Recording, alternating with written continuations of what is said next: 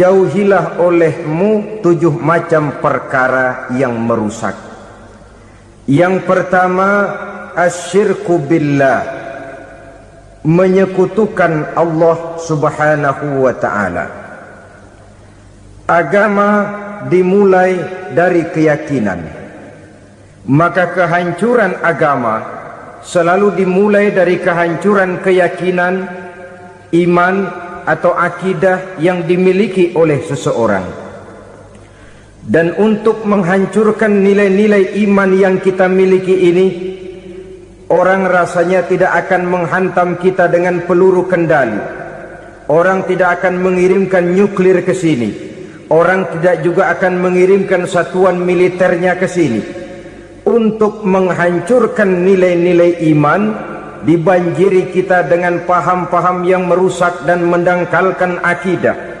Baik ia bernama materialisme, baik ia bernama sekularisme, baik ia bernama banjirnya maksiat dan munkarat, baik ia bernama banjirnya peradaban dan kebudayaan yang menghancurkan moral daripada anak-anak kita, sedikit demi sedikit melenturkan dan melunturkan nilai-nilai keimanan kita, untuk kemudian pada waktunya nilai iman itu akan bertukar dan berganti menjadi nilai syirik kepada Allah subhanahu wa ta'ala. Atau pada sisi lain, menjadikan yang selain Allah sebagai tujuan akhir daripada kehidupan kita. Sedangkan kita sama-sama maklum bahwa di dalam pandangan agama Islam, dosa yang tidak berampun, dosa yang terbesar, termasuk dalam kategori bapak moyangnya dosa, tidak lain adalah syirik, yakni menyekutukan Allah subhanahu wa ta'ala. Pola penghancuran iman ini memang berstrategi. Ditawarkan kita kepada paham materialisme, paham kebendaan, di mana otak menempati urutan sebagai ranking pertama, Tuhan jatuh pada urutan kedua. Lalu menyusul kepada paham sekularisme, Allah dipisahkan dari seluruh kegiatan hidup ini, untuk pada gilirannya menjadikan yang selain Allah sebagai tujuan akhir daripada seluruh kegiatan hidup kita. Oleh karenanya, kewajiban menjaga nilai-nilai iman ini merupakan kewajiban yang mulia tetapi berat, tidak hanya untuk kita, tetapi juga bagaimana mewariskannya kepada anak-anak kita, generasi yang akan datang. Orang-orang tua bijaksana yang diceritakan di dalam Al-Quran, kalau sudah berpikir tentang anak-anaknya, pertanyaan yang paling mereka risaukan ialah, ma ta'buduna min ba'di. Anakku, kalau pada satu saat aku, ayahmu sudah tidak ada lagi di dunia ini, meninggalkan kamu semua, ma ta'buduna min ba'di, apa yang akan kamu sembah nak? Jikalau sekarang ayahmu masih mau ke masjid, masih mau melakukan rukuk dan sujud, masih beribadah menyembah Allah subhanahu wa ta'ala, kalau orang tuamu sudah tidak ada, ma ta'buduna min ba'di, masihkah engkau mau datang ke masjid? Masihkah engkau mau rukuk dan sujud? Masihkah engkau mau menyembah Allah subhanahu wa ta'ala? Pertanyaan ini yang dipikirkan oleh Nabi Yakub kepada putra-putranya. Pertanyaan ini yang diteruskan oleh Nabi Ibrahim kepada anak-anaknya. Pertanyaan ini yang diwariskan oleh generasi ulama salafus saleh kepada para generasi berikutnya. Bagaimana kita generasi sekarang? Kita orang-orang tua sekarang bukan berfikir ma ta'buduna min ba'di, malah yang kita fikirkan ma ta'kuluna min ba'di. Kalau bapak tidak ada nanti kamu makan apa nak? Perkara kamu nyembah apa, urusan nomor 18. Yang penting kamu nanti hidup bisa makan nak. Maka kita sibuk mewariskan harta kepada anak-anak kita. Kita sibuk mewariskan kebun dan tanah kepada anak-anak kita. Kita sibuk mewariskan pabrik kepada anak-anak kita, sementara kita lupa mewariskan intan yang paling mahal, mewariskan mutiara yang paling berharga, yaitu nilai iman kepada Allah Subhanahu wa ta'ala. Alangkah baiknya apabila warisan harta, warisan tanah dan kebun, warisan rumah dan pabrik didasari lebih dahulu dengan mewariskan nilai iman kepada Allah Subhanahu wa ta'ala. Sebagai orang-orang tua, kita boleh bersedih kalau anak kita tidak mengerti komputer. Kita boleh bersedih kalau anak kita tidak mengerti matematika. Kita boleh bersedih kalau anak kita tidak mengerti bahasa Inggris.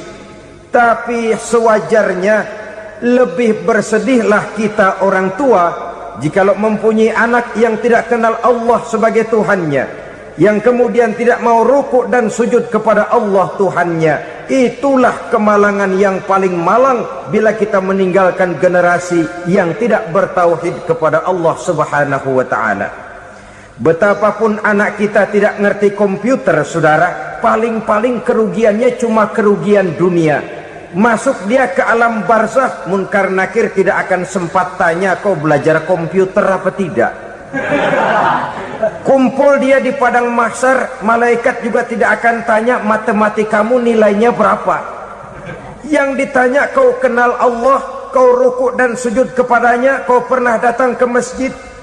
Oleh karena itu sekali lagi, menjaga nilai iman tidak hanya untuk kita, tetapi juga mewariskannya kepada anak-anak kita, generasi yang akan datang.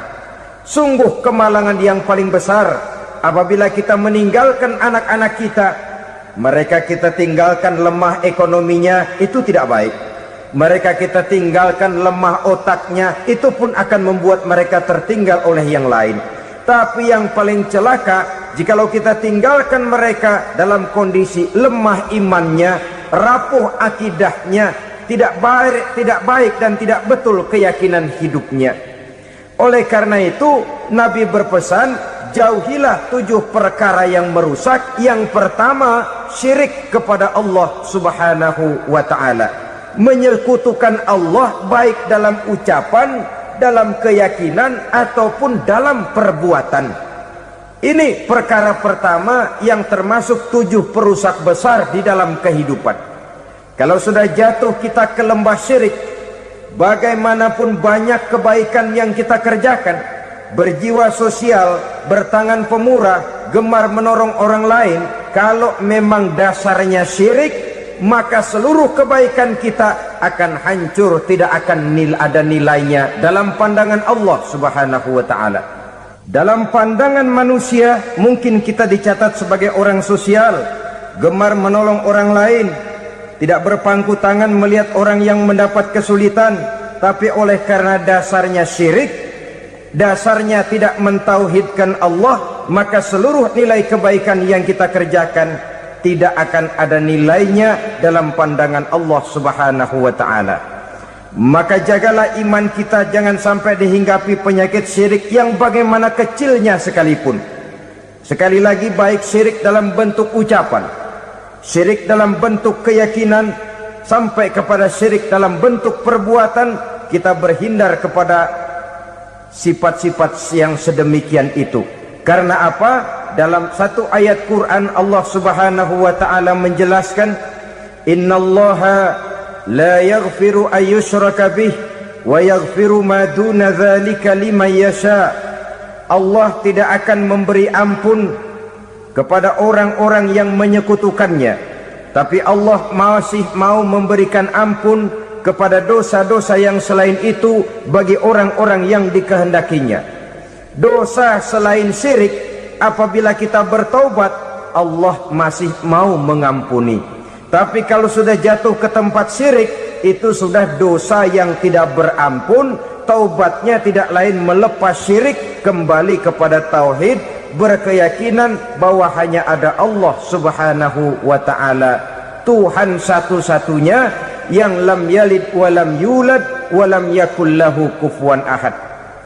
Tidak beranak, tidak pula diperanakkan, dan tidak satupun yang dapat menyerupai Tuhan Allah Subhanahu wa ta'ala. Saudara-saudara kaum muslimin rahimakumullah, bahwa kita di zaman sekarang memang tidak menyembah berhala, ya. bahwa kita tidak berterang-terangan mengatakan Tuhan lebih dari satu, memang. Bahwa kita tidak berkeyakinan Tuhan itu punya anak atau diperanakkan, tentu. Tapi dalam perbuatan dan i'tiqad kita kadang-kadang jatuh tanpa kita sadari ke tempat yang bernama syirik ini.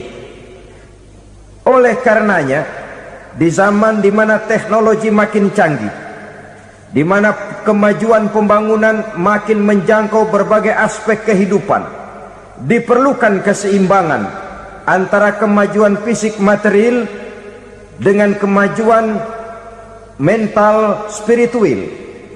Apabila tidak ada keseimbangan yang terwujud, tentulah kepincangan yang diawali dengan pincangnya cara kita berpikir, sehingga pada akhirnya akan mengarah kepada pincangnya cara kita berbuat dan bertindak di dalam kehidupan kita. Oleh karena itu Nabi berpesan, jauhilah sifat syirik, karena syirik merupakan dosa yang teramat besar. Ini sifat merusak yang pertama. Yang kedua, kata Nabi, wasihra, jauhilah sihir.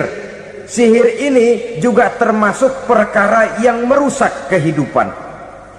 Kita semua sama-sama maklum bahwa sihir sebenarnya bukan persoalan baru. Sejak sebelum datang Islam, sihir itu sudah ada. Di zaman Yunani kuno, sihir ada.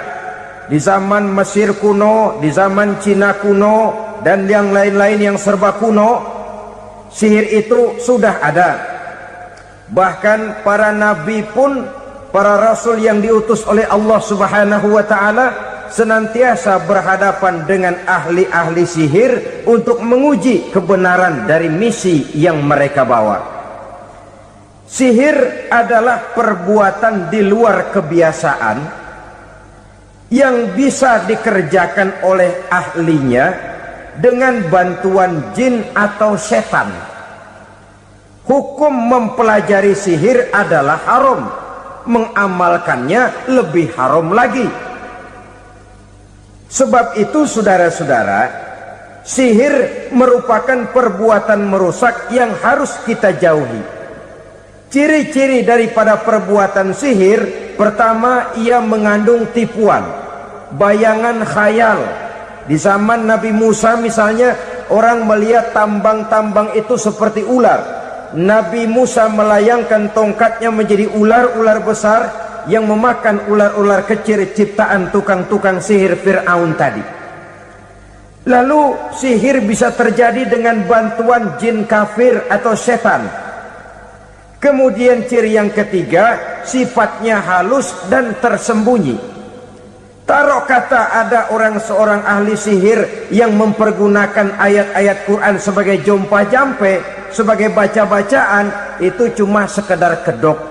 Tujuannya tidak lain menjadikan agama sebagai ketok untuk membenarkan cara yang dimurkai oleh Allah Subhanahu wa ta'ala. Satu hadis yang diriwayatkan oleh Imam Bazar dan Tabrani, Nabi berpesan, laisa minna man tatayyara lahu au takahhana au tukuhhina lahu au sahira lahu. Tidak termasuk ke dalam golonganku, kata Nabi, tidak termasuk umatku. Siapa mereka? Man tatayyara lahu, orang yang bertatoyur. Apa tatoyur itu? Dari kalimat toyaro, artinya terbang. Toir biasa diartikan dengan burung. Tatoyaro percaya kepada suara-suara burung. Man tatayyara lahu, mempercayai, meyakini dengan benar-benar kepada suara beburungan. Kan suka ada itu, nah bunyi burung tuh, maling liwat. Maling liwat, burung bunyi, maling liwat. Itu termasuk tatayyara lahu, percaya kepada suara burung. Kan aneh kalau suara orang nggak dipercaya, suara burung malah dipercaya. Ada ustadz ceramah, kiai ngaji, nggak mau didengerin, burung dengerin bener. Nah, suaranya dari sebelah mana? Belah kulon. Nah, itu tandanya anu. Habis dihitung-hitung, itu termasuk tatoyaro lahu, au takahana, atau bertenung, au tukuhina, atau minta ditenungkan, au sahirolahu, atau melakukan perbuatan sihir, atau minta disihirkan. Laisa minna, tidak termasuk ke dalam golonganku, kata Nabi. Sehingga dengan demikian saudara-saudara, menghadapi sihir dengan sihir sekalipun termasuk perbuatan yang tidak diajarkan oleh agama. Kita kan mempelajari sihir untuk jaga diri, tidak apa-apa. Yang dilarang mengamalkannya, dilarang juga mempelajarinya. Sebab orang kalau sudah mengetahui, biasanya lalu terangsang untuk mencoba. Kalau percobaannya berhasil, biasanya terangsang untuk coba lagi dan coba lagi. Pada akhirnya ketagihan, lalu beralih menjadi profesi, apalagi itu nanti bisa mendatangkan hasil uang.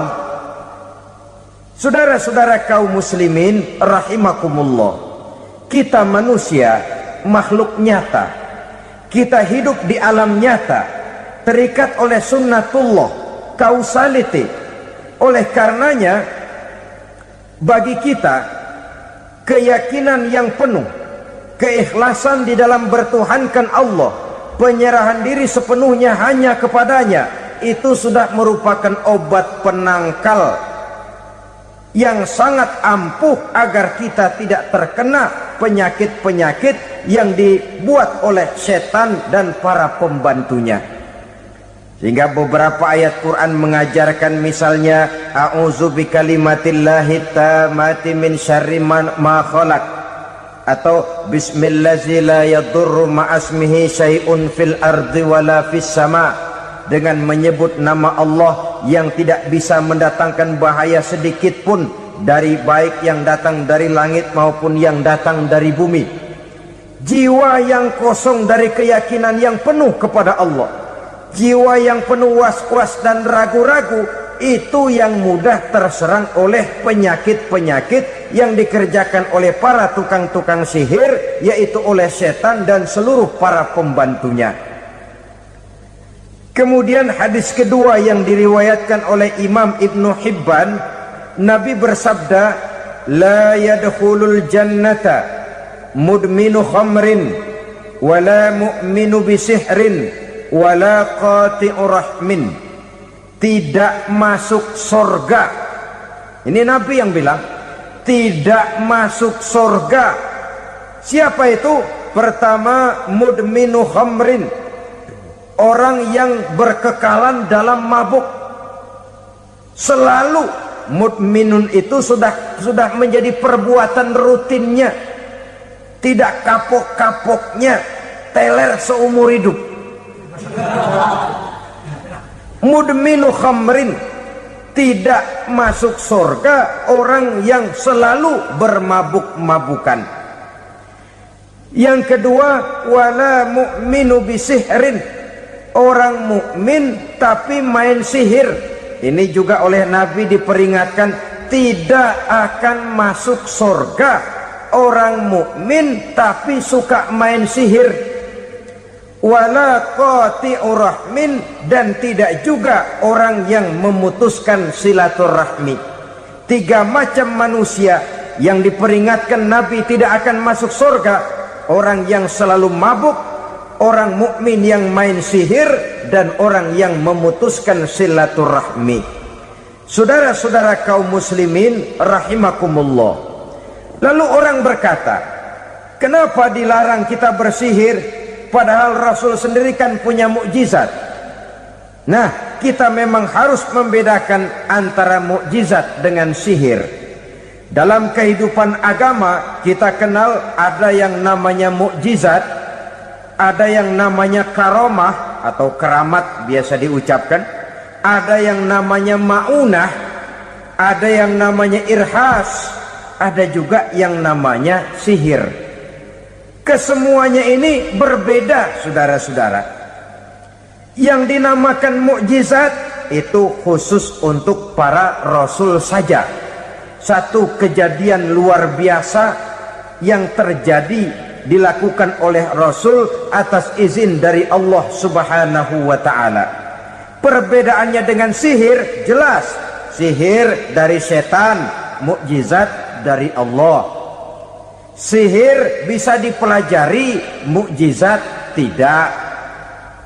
Sihir umumnya untuk maksud-maksud yang tidak baik, sedangkan mukjizat untuk memperkuat kebenaran yang disampaikan oleh para rasul dan ditentang oleh umatnya. Bahkan kafir Quraisy dahulu menganggap orang-orang ahli sihir itu berada dalam satu posisi yang hina, sehingga mereka mengatakan dan menuduh Nabi Muhammad sebagai tukang sihir. Tuduhan sebagai tukang sihir adalah tuduhan yang sangat aib dan hina. Di tengah masyarakat kufar jahiliyah, kedudukan tukang sihir dipandang sebagai kedudukan yang hina, sehingga mereka mengejek Nabi dengan sebutan tukang sihir. Jadi mukjizat hanya untuk Rasul saja. Kemudian karomah. Karomah ini asal kata dari karoma, kehormatan, kemuliaan yang diberikan Allah kepada hamba-hambanya yang rajin mendekatkan diri kepadanya. Oleh karena ketekunannya melaksanakan ibadah, Allah memberikan keistimewaan kepada orang itu, yang dengan keistimewaannya dia bisa mengerjakan yang tidak bisa dikerjakan oleh orang lain. Karomah hanya bisa dicapai dengan prestasi ibadah. Kalau sihir mau ibadah apa enggak, asal dia belajar, bersatu dan berteman dengan setan, memenuhi persyaratan-persyaratan setan, biasanya lalu bisa. Sedangkan karomah tidak mungkin terwujud tanpa orang mendekatkan diri sedekat-dekatnya kepada Allah Subhanahu wa ta'ala. Maka kita lihat biasanya orang-orang yang punya ilmu sihir, mukanya rata-rata nggak enak dilihat. Kumuh, jauh dari air wudhu, jauh dari sujud kepada Allah, malah berteman dengan setan, menjadi pelayan-pelayannya setan. Saudara-saudara, adapun maunah, keistimewaan yang diberikan Allah kepada hamba-hambanya yang belum sampai kepada tingkat wali, tapi orang itu lebih banyak kebaikannya daripada kesalahannya. Umpamanya, saudara jalan bertiga di pinggir jalan, saudara ada pada posisi di tengah, lalu bertiga ini ketabrak mobil. Menurut perhitungan saudara mati lebih dahulu, tapi terjadi hal yang aneh, dua teman saudara mati, saudara malah cuma luka dan lecet sedikit saja. Apa itu? Kalau kita lebih banyak kebaikannya daripada kesalahannya, itu yang dinamakan maunah, pertolongan yang diberikan Allah kepada hamba-hambanya yang lebih banyak kebaikannya daripada kesalahannya. Sedangkan yang dinamakan irhas, kejadian luar biasa pada diri seseorang pada waktu dia masih kecil, yang menunjukkan tanda-tanda keistimewaannya. Itu umumnya pada para nabi pada usia kecilnya sudah ada irhas, tanda-tanda istimewa. Jelas baik mukjizat, karomah, maunah maupun irhas berbeda dengan sihir. Sihir ini jelas saja merupakan bantuan dan persekutuan antara manusia dengan setan. Padahal setan, kata Allah dalam Al-Quran, innahu lakum aduwwum mubin, sesungguhnya setan bagi kamu adalah musuh yang sangat jelas. Saudara-saudara kaum muslimin rahimakumullah, di zaman sekarang dalam menghadapi beban kehidupan yang makin pelik, menghadapi stres yang tidak kunjung selesai, menghadapi persoalan-persoalan yang teramat berat, orang sering mencari jalan keluar kepada hal-hal yang menurut pendapatnya bisa meringankan beban moralnya itu. Pergilah dia mencari sesuatu yang dapat meringankan bebannya. Dan tidak jarang yang jatuh ke pangkuan tukang-tukang tenung, ke pangkuan tukang-tukang sihir, yang mereka itu oleh Quran dijelaskan kadzabal munajjimun walau sodaku. Tukang-tukang tenung, tukang-tukang sihir, mereka itu bohong walaupun benar. Maksudnya bohong walaupun benar artinya kalau yang mereka kerjakan benar itu sih kebenaran. Benar dengan kebenaran itu lain. Kebenaran, kebetulan bisa, tapi tidak untuk selalu. Apalagi kalau itu sudah membahayakan kehidupan orang lain. Jadi oleh karena itu Nabi berpesan jauhilah daripada sihir.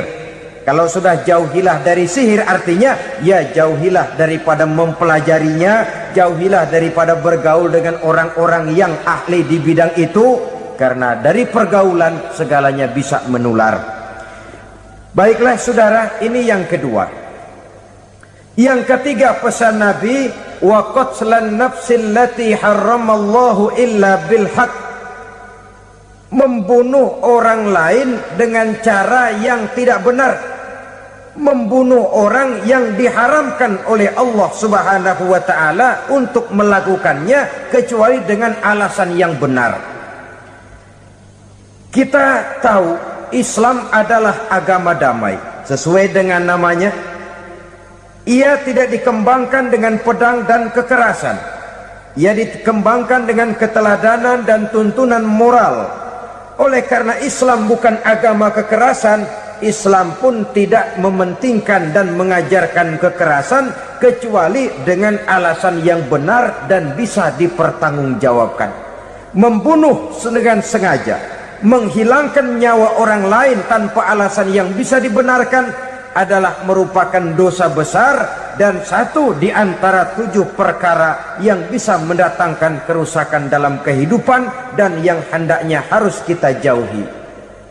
Saudara-saudara kaum muslimin rahimakumullah, beberapa waktu yang lalu di sebuah kota kecil yang indah bernama New Auckland. Saudara tahu New Auckland? Itu dari Gunung Kidul masih ngidul lagi. Pernah diadakan satu seminar yang membicarakan bagaimana menyelamatkan masyarakat manusia dari bahaya Perang Dunia Ketiga.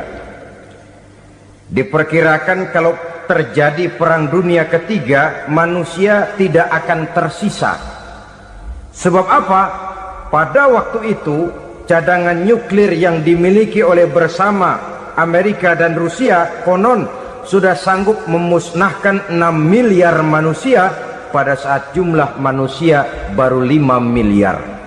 Jadi kelebihan nuklir dunia ini. Kalau terjadi Perang Dunia Ketiga, sulit manusia untuk tersisa. Maka dibahaslah di dalam seminar itu, wah, supaya tidak terjadi Perang Dunia Ketiga, maka perlombaan membuat senjata-senjata canggih, alat-alat pembunuh modern harus segera dibatasi. Dibahas, tidak mungkin kita membatasi perlombaan membuat senjata. Kenapa? Makin maju ilmu dan teknologi, makin canggih senjata yang ditemukan. Atom sudah meningkat menjadi nuklir, nuklir sudah meningkat menjadi neutron, dan kita tahu bom yang bernama neutron ini bom yang cukup membunuh tanpa perlu merusak. Artinya kalau dia diledakkan di kota kita ini, bangunan utuh, jembatan tidak ambruk, rumah-rumah tetap berdiri, tapi semua yang bernama hidup mati. Itu katanya lebih sopan dari bom atom. Sebab kalau si atom ini sudah membunuh, merusak pula. Neutron cukup membunuh saja tanpa perlu merusak.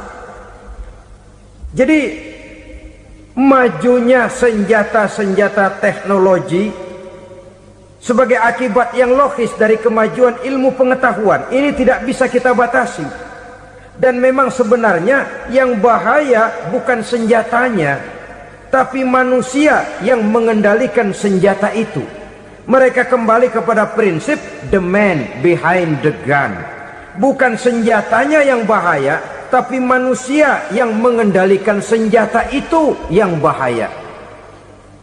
Walaupun senjatanya modern, katakanlah model M16 umpamanya, kalau yang mengendalikannya orang beriman, insya Allah aman. Tapi biar megang cuma senapan angin, kalau yang megang orang brutal, ngeri kita deket-deket. Apalagi kalau memang bukan ahlinya menggunakan senjata, bisa ngeker kaki kena jidat.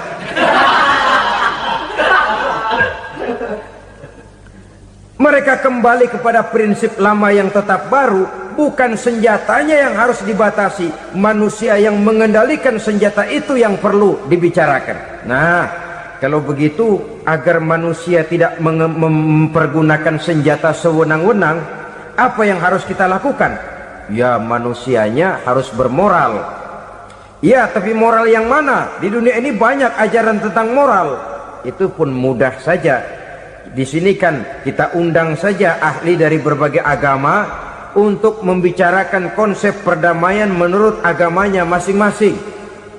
Baik, setuju itu? Setuju.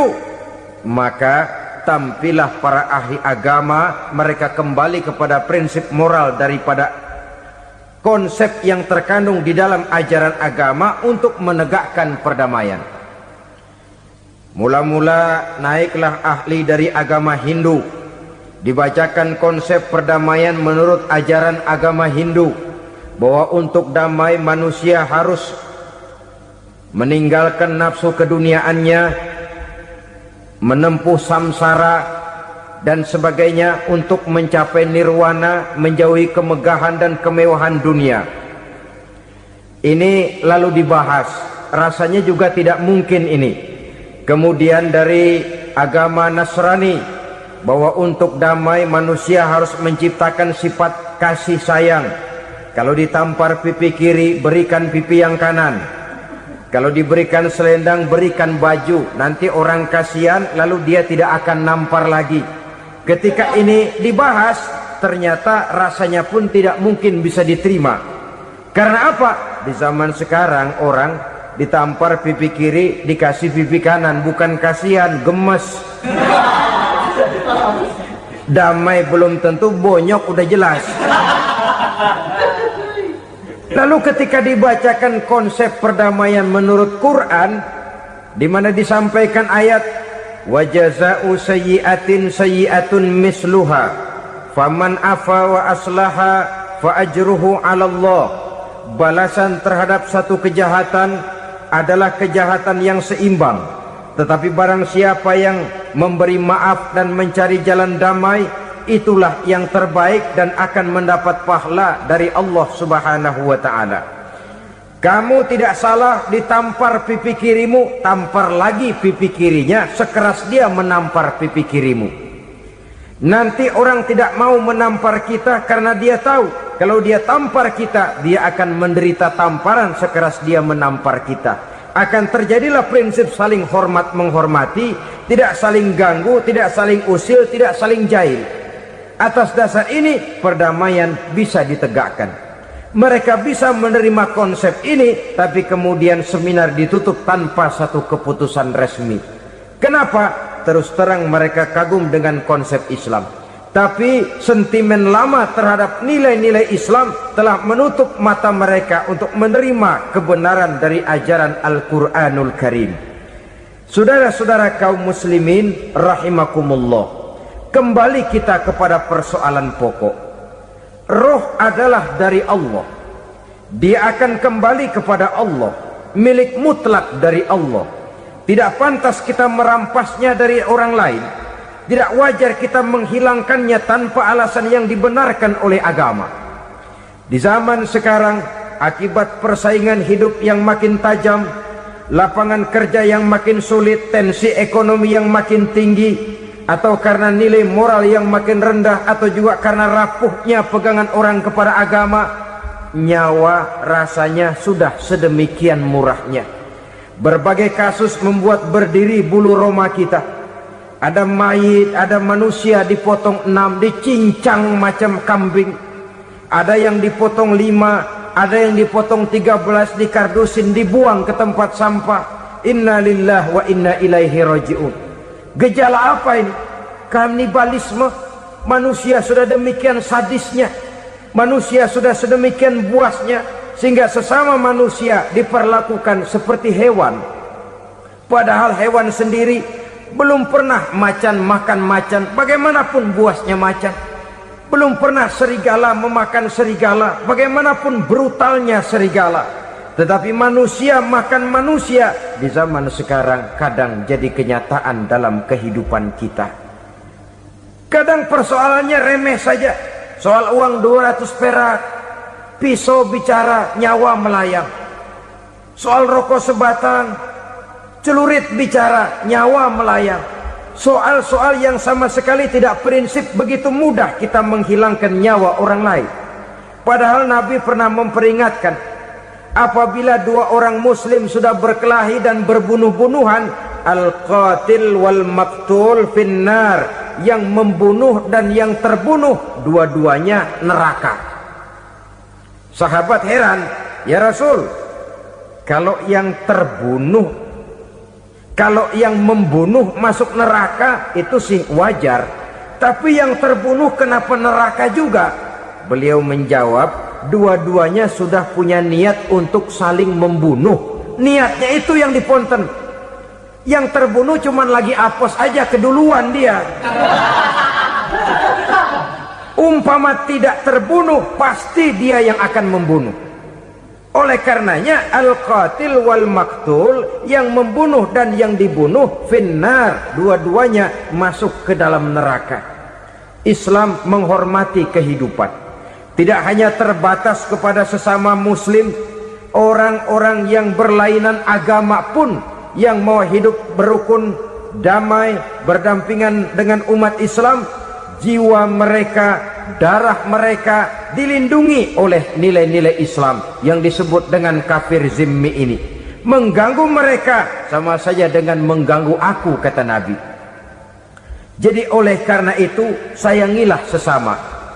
Kehidupan adalah anugerah Allah, bukan wewenang kita untuk mencabutnya dari orang lain, bukan wewenang kita untuk merampas dan menghilangkannya dari orang lain. Apa yang tidak enak terjadi pada diri kita, begitu pula lah apabila terjadi pada diri orang lain. Sehingga Nabi mengatakan, la yu'minu ahadukum hatta yuhibba li akhihi ma yuhibbu li nafsihi. Belum dikatakan beriman seseorang kamu apabila dia belum mencintai saudaranya seperti ia mencintai dirinya sendiri.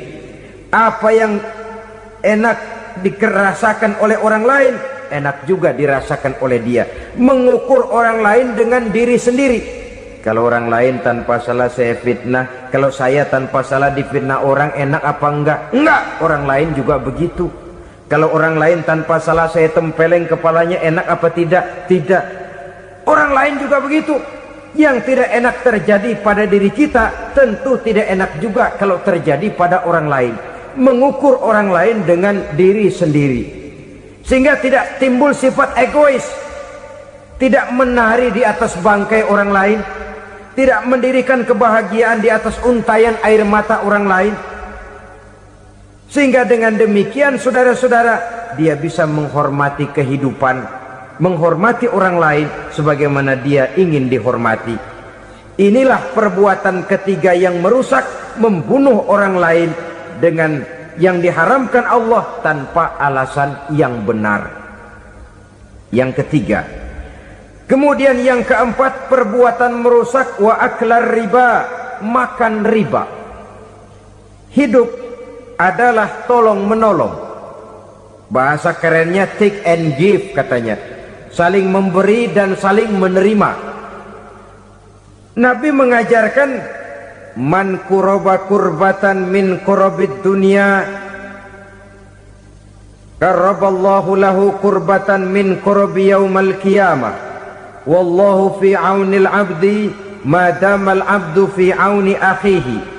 Siapa yang meringankan beban dari beban-beban yang dirita seseorang di dalam kehidupan dunia, Allah akan meringankan bebannya daripada beban-beban yang harus dipikulnya di hari kiamat nanti. Wallahu fi aunil abdi madamal abdu fi auni akhihi. Allah senantiasa akan menolong seorang hamba selama hamba itu masih mau menolong saudaranya. Allah selalu akan menolong seorang hamba selama hamba itu masih mau menolong saudaranya. Apabila kita sudah berpangku tangan terhadap kesulitan orang lain, biasanya pun pada saat kita mendapat kesulitan, kita akan sulit juga memperoleh pertolongan. Nah, riba alias renten, kedoknya adalah menolong orang, tapi sama juga bulu buntutnya dilepas, palanya dicekek. Menolong orang pada akhirnya menjadi beban bagi seseorang, dan memang mencari orang-orang yang berada dalam posisi kesulitan. Biasanya di daerah-daerah di mana musim paceklik, jadi lapangan kerja sulit, sedangkan urusan perut tidak bisa ditunda. Akhirnya orang terjebak ke dalam rentenir, ke dalam riba, ke dalam renten. Bunga berbunga, sehingga satu saat jumlah bunganya bisa lebih besar dari jumlah pinjaman pokoknya. Kemudian kalau juga ternyata tidak bisa dibayar, rumah jadi taruhan. Memang rumah satu-satunya, begitu rumah ditarik mulain camping. Bukankah pada akhirnya akan mewariskan kesengsaraan? Oleh karena itu, kepada kita berusahalah jangan berhubungan dengan rentenir, jangan makan renten dan riba. Kepada mereka yang melaksanakan riba, walaupun mendatangkan keuntungan materi, tapi percayalah, harta yang didapat dengan jalan riba tidak akan membawa keberkahan. Manakala tidak membawa keberkahan, dia tidak akan mendatangkan ketenangan di dalam kehidupan kita. Oleh karenanya, memakan harta riba termasuk perbuatan yang merusak sendi-sendi kehidupan sosial, merusak kehidupan orang lain, merusak kehidupan masyarakat, tetangga, pergaulan, dan sebagainya. Yang kelima, wa akla malil yatim, memakan harta anak yatim dengan cara yang zalim. Nih, memang lezat. Anak yatim itu nggak tahu urusan apa-apa. Kita diamanahkan untuk mengurusinya. Kadang-kadang dibentuklah panitia penyantunan yatim piatu. Yatimnya mah tetap kelaparan, panitianya yang pada gendut.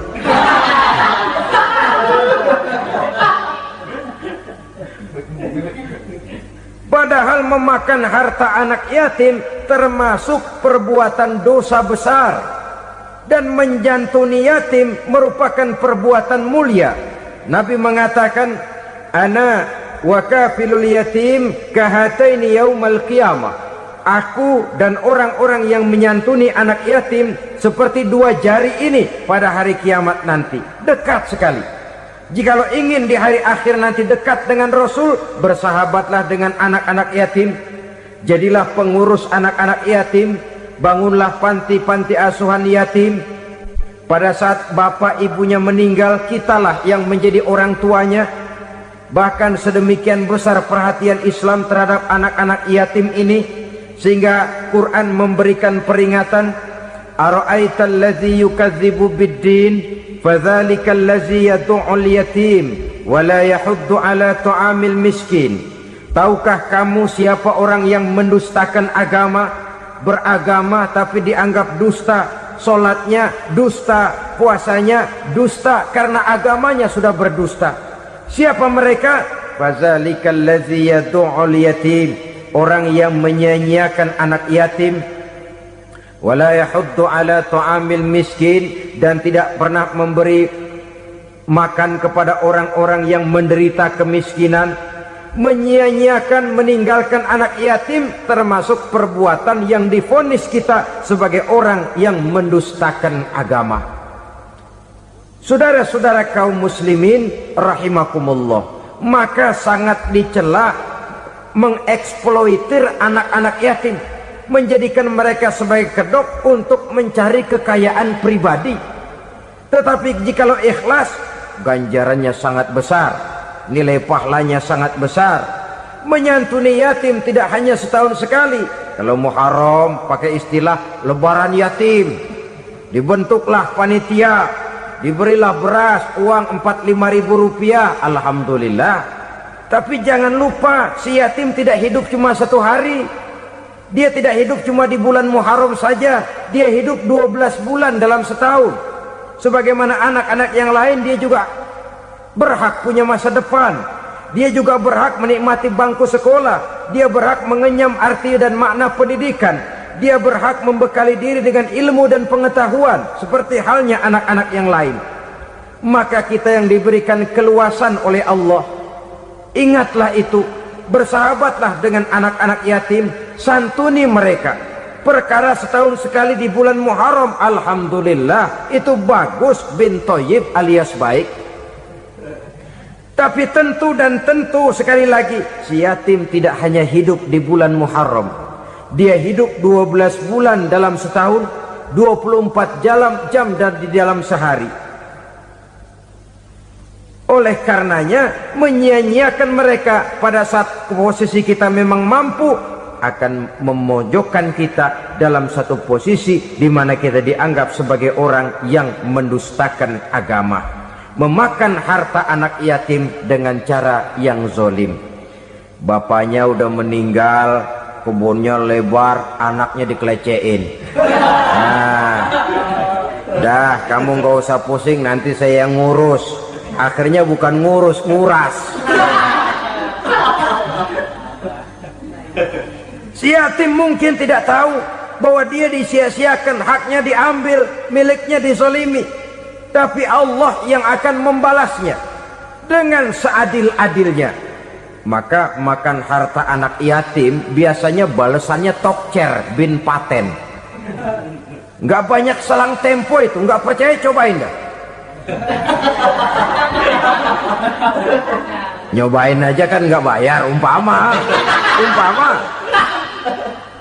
Memakan harta anak yatim dengan cara yang zolim, ganjarannya biasanya kontan. Kenapa? Ratapan si miskin, untayan air matanya, jeritan kepedihan hatinya, membuka pintu langit, permohonannya diijabah, getaran hatinya didengarkan oleh Allah. Maka balasannya biasanya kontan, spontan, tidak menunggu waktu terlalu lama. Itu di dunia, belum lagi di akhirat nanti. Bukankah dalam riwayat Mi'raj diceritakan Nabi melihat di neraka itu orang perutnya sebesar rumah? La haula wala quwata. Itu perut kayak rumah, bagaimana jalannya tuh orang? Dan memang gak jalan, diseret-seret oleh malaikat di neraka itu. Hancur perutnya, amburadul itu perut. Berantakan isinya, dibulatkan lagi, diseret lagi, hancur lagi, dibulatkan lagi. Sampai Nabi tanya, orang itu begitu berat siksanya kenapa ya Jibril? Itu Muhammad, waktu di dunia dulu rakus banget makan harta anak yatim. Begitu vonisnya, begitu menyedihkan nasibnya di akhirat. Tapi di dunia pun ketidakberkahan itu sudah membayangi kehidupannya. Oleh karena itu, kepada saudara-saudara yang mendapat titipan anak yatim, berbahagialah, karena semulia-mulia rumah adalah rumah yang di dalamnya ada anak yatim yang disantuni. Sehina-hina rumah adalah rumah di mana di dalamnya ada anak yatim yang disia-siakan. Begitu kata Nabi kita. Rumah yang paling mulia dalam pandangan Allah, rumah yang di dalamnya ada anak yatim yang disantuni. Rumah yang paling hina dalam pandangan Allah, rumah yang di dalamnya ada anak yatim yang nasibnya disia-siakan. Berbahagialah saudara apabila menjadi penyantun anak-anak yatim, pelindung mereka, sehingga mereka mempunyai masa depan sebagaimana anak-anak lainnya. Rasulullah sendiri sedemikian peka terhadap keadaan anak-anak yatim, karena beliau sendiri memang mengalami umur 6 bulan dalam kandungan ibu, beliau sudah ditinggalkan oleh ayahnya. Pada saat berusia 6 tahun ibu sudah meninggal. Yatim piatu dalam usia di mana beliau sedang perlu belas kasih seorang ibu dan pengertian seorang bapa. Kepekaan itu lalu timbul, bahkan kemudian sampai kepada beliau berkata, aku dan orang yang menyantuni anak yatim seperti jari tengah dan jari telunjuk di hari akhirat nanti. Sedemikian dekatnya. Baiklah ya, jadi yang kelima, memakan harta anak yatim. Jauhi karena ini perbuatan yang merusak. Yang keenam, watawalli yaumaz zahfi, melarikan diri pada hari pertempuran. Apa ini? Khianat. Tidak konsekuen dengan konsep perjuangan. Pada mulanya keras benar teriak, berantas korupsi, ganyang korupsi. Cuma karena belum dapat giliran. Begitu dia naik dapat kesempatan, korupsinya lebih edan dari yang diteriakinya. Ini termasuk tawalli yaumaz zahfi, berpaling pada hari peperangan. Di saat menghadapi musuh, kalau belum kelihatan musuh, teriaknya nyaring bener. Jangan takut demi kebenaran sampai titik darah yang paling penghabisan. Musuh belum kelihatan. Begitu musuh sudah kelihatan, paling dulu lari ke belakang.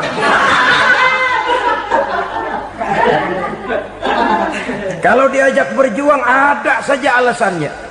Sehingga Quran memberikan peringatan kepada kita semua. Mengapa kamu ini berat? Kalau sudah diajak berjuang di jalan Allah, kakimu seperti terhunjam berakar di perut bumi. Berat untuk melangkah berjuang. Lari dari pertempuran tidak konsekuen dengan konsepsi perjuangan. Mau enaknya saja. Dalam kondisi yang sulit lalu berpangku tangan. Ini termasuk ciri munafik yang di dalam Al-Quran disindir dengan bahasa kullama adha'a lahum masyaufi wa iza azlama alaihim qamu. Waktu terang mereka jalan, giliran gelap mereka mandek. Artinya, maksudnya kalau giliran ada untungnya aja rame-rame teriak Islam, tapi begitu diminta berjuang, dituntut berkorban, rame-rame mundur. Waktu dilihat di Islam ada untungnya, rame-rame teriak Islam. Pak, saya Islam banget pak. KTP saya Islam pak. Pokoknya Islam banget dah. Tapi ketika diminta berjuang, dituntut sedikit berkorban, rame-rame mengundurkan diri. Tahun 65 PKI berontak. Waduh, waktu itu jadi orang Islam untung itu. Nggak dikejar-kejar, aman. Masjid rame, mobil-mobil mewah parkir di depan musola dan masjid. Kenapa? Waktu itu asal udah ke masjid aman. Islam selamat, untung. Tapi begitu keadaan aman, yang parkir di musola peda butut melulu.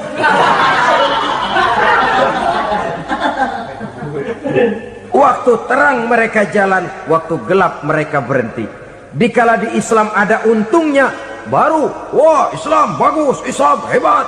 Tapi waktu dilihat ada kerugian, jangan bawa-bawa Islam dah. Jangan bicara soal Islam, ini kan bukan soal agama. Bukan soal agama. La haula wa la quwata illa billah.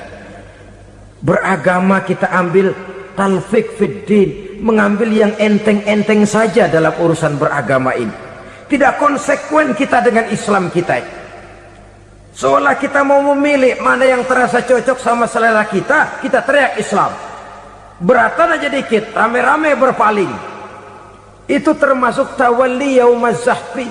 Para pengkhianat, mental-mental hipokrit yang tidak mau konsekuen menghadapi segala bahaya. Itu termasuk perbuatan yang merusak. Kenapa? Kalau cuma dia saja yang lari, mungkin tidak jadi soal. Tapi larinya ini akan mempengaruhi orang lain. Nah, pengaruhnya itu yang dicegah. Sebab kalau satu sudah mulai lari, yang lain mulai ngelirik. Ketika yang dilirik kemudian tidak ada reaksi, dia akan ikut lari. Artinya apa? Seorang muslim harus konsekuen dengan konsep perjuangannya, dengan keyakinan keagamaannya, dan tidak memilih yang enak-enak saja di dalam kehidupan beragama. Lari dari pertempuran, bermental khianat, mengkhianati agama, merupakan satu di antara sifat yang merusak. Terakhir saudara, wa qazfal muhsanatil ghafilatil mu'minat, menuduh perempuan baik-baik yang tidak tahu menau tentang tuduhan yang dituduhkan kepadanya, menuduh perempuan mukmin yang baik-baik yang tidak tahu menau tentang tuduhan yang dilakukan kepadanya. Fitnah lebih bahaya daripada pembunuhan. Orang yang tidak salah bisa hancur namanya, orang yang berniat baik bisa ambruk perjuangannya oleh karena fitnah. Sehingga dikatakan al-fitnatu asyaddu minal qatli, fitnah lebih bahaya daripada pembunuhan. Maka memfitnah ini termasuk satu dosa di antara 7 hal merusak yang harus kita jauhi semampu kita, semampu-mampunya. Mengupayakan sebisa-bisanya jangan sampai terjebak ke dalam hal yang demikian. Nah saudara-saudara, inilah saja pertemuan kali ini. Mudah-mudahan ada manfaatnya. Semoga Allah memberikan kekuatan zahir dan batin kepada kita untuk bisa menjauhi 7 perkara yang merusak ini.